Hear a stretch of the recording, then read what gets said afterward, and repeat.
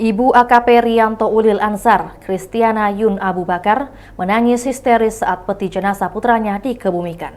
Diketahui AKP Ulil tewas setelah ditembak rekan sesama polisi dan dimakamkan di pemakaman Siri Napese, Makassar, Sulawesi Selatan, Minggu 24 November 2024. Pantauan Tribun Timur di lokasi pemakaman AKP Ulil dilakukan secara kedinasan anggota Polri.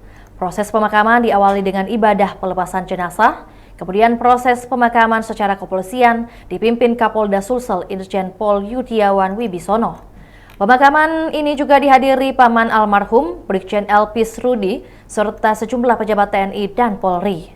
Tewasnya AKP Ulil yang dibunuh Kabak Ops Polres Solok Selatan, AKP Dadang Iskandar, membawa duka mendalam bagi keluarga.